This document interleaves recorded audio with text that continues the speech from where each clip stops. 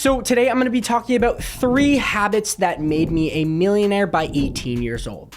I'm actually 20 right now, but I want to preface this saying that I was 18 when I became a millionaire. If you're wondering what I do, I am a swing trader.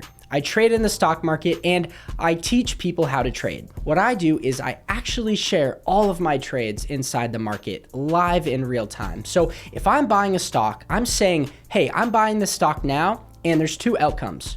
All right, I'm gonna make money or I'm gonna lose money. So whatever happens, happens. Now this year, I am up almost 500% in gains called out inside the mentorship group. That's where I share all of my trades. So if you want that along with 30 plus videos breaking down my exact trading system, go ahead and click the first link in the description and I will put a discount code there for you to go ahead and sign up. But without further ado, let's move on to the first habit that I believe made me a millionaire at 18 years old.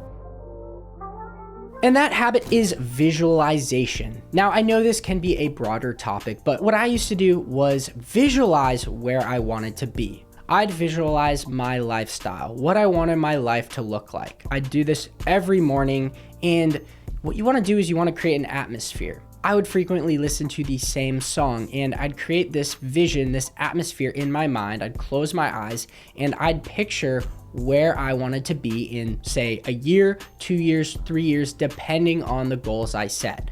I'd set goals based around buying a car. As you know, I bought an Audi R8. That was my first supercar, and then bought a McLaren 570S, a Brabus G-Wagon. And so I've used cars as goals to help push me forward. Okay, the goal is not the end of the road. The goal is a checkpoint to help you get to where you want to get.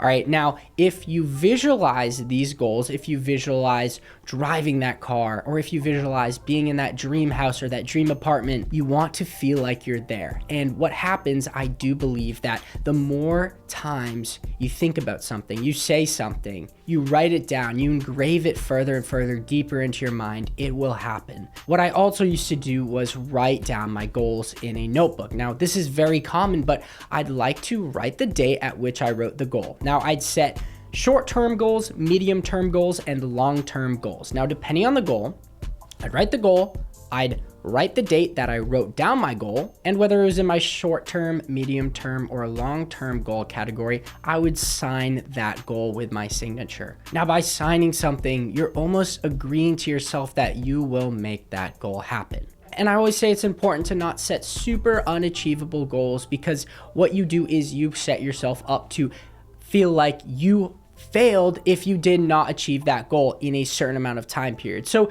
you want to set unrealistic goals, but you also want to set achievable goals, because the more times you achieve those small goals, it's just like in trading. Small wins over time are greater than bigger wins once in a while. Building up your portfolio, building up your consistency are greater than having one big win every 3 months and then the rest of the time you're just struggling. So setting smaller goals, okay, that are more achievable, but also setting goals that, are way outside of what you may believe is even possible, but still writing them down. It's very important to do that. One thing that I also used to do was do voice memos or record a video of myself. And I'd record myself saying that goal out loud. Now, what your brain does is the more times you say something out loud, again, in the back of your mind, your brain slowly starts to believe what you're saying. So instead of saying, I will be a millionaire at 20 years old or at 18 years old, say, I am a millionaire at 18 years old. I am a millionaire at 18 years old. And picture yourself as a millionaire, whatever that looks like to you at that age.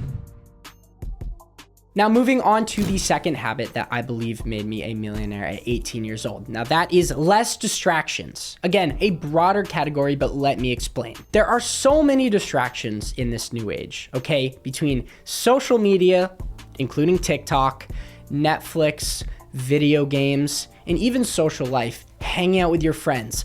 I think the biggest thing that helped me become a millionaire at 18 was simply moving to California and putting myself in a situation where I had absolutely no distractions, or at least very few, because I was living in a place where I knew no one. All I had to do was work. That is all there was to do besides work out or drive my car. I worked. I had an apartment. I had my office set up in my apartment and I would trade all day and I would work on my business. I didn't play video games. I didn't have friends to go hang out with. I wasn't going out on weekends. I was working. Now it takes that level of discipline. If you think you're going to be able to go out every single weekend and party and be successful at a young age, more than likely that's not possible. Now, I'm not saying don't go out and hang with your friends. That is a huge part in maturing and developing as a person. And I also think that balance is greatly important. Back then, I didn't know what balance was, but now I have a better understanding on what balance is.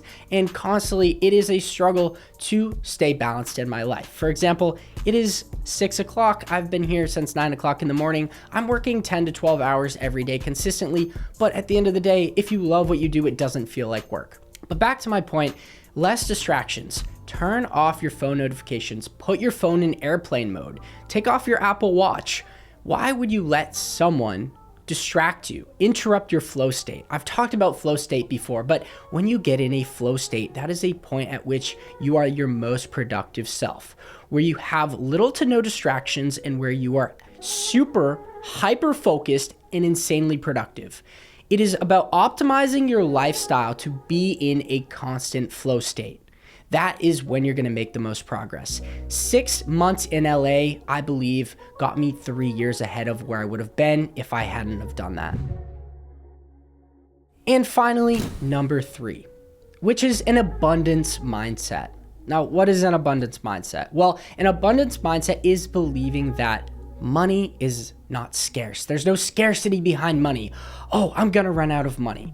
Once you realize money is just a transfer, you have something of value to someone else, and in exchange, they give you money for that. So many people go through life, actually the majority of people go through life being so scared about running out of money because they don't realize how easy it is to make money. Once you realize that money is unlimited, that it's easy to make money, you're all of a sudden gonna have this relief that even if whatever you're doing right now stops working, you get fired from your job, you can go and make more money, okay? Because you have an internal belief that you will be able to develop value in yourself, in what you're producing, in what you're providing to, in exchange, get money.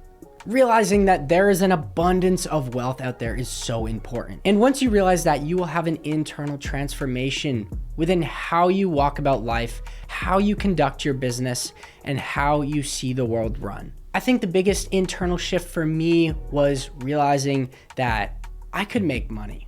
Okay, because when you realize you can make money, and I'm not talking about working an hourly job. Now there's a difference here. You can go work for someone and get paid a certain amount an hour.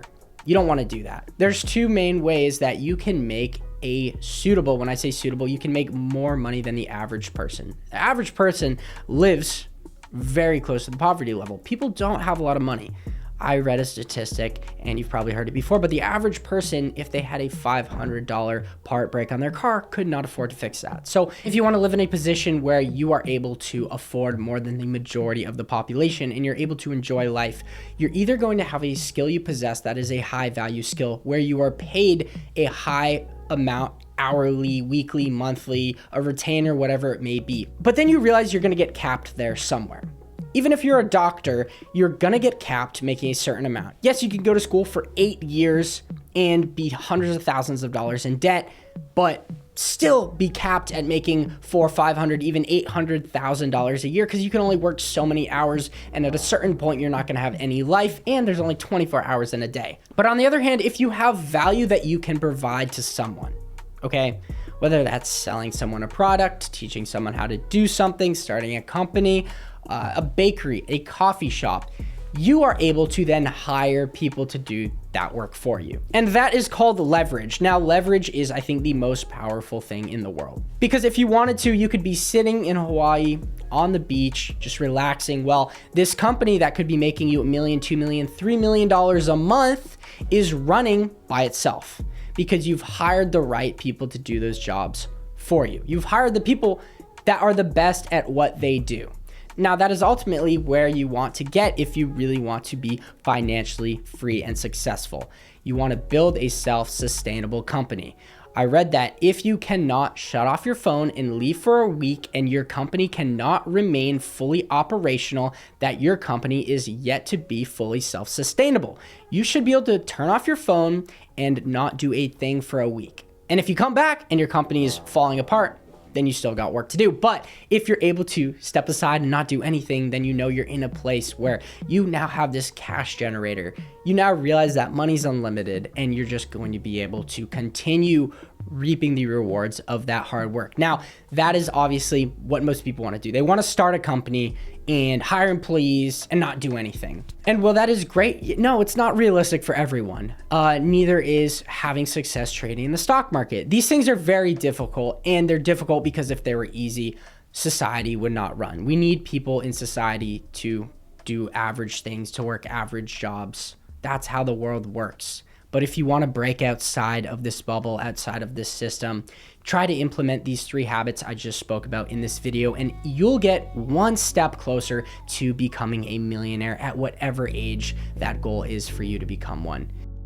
And if you're interested in learning how to trade, learning how I became a millionaire at 18 years old, following my exact trades live in real time and learning my exact trading system, again, click the first link in the description below. All right, that is gonna wrap up this video. I hope you guys did enjoy, and I will see you all in the next one. Later.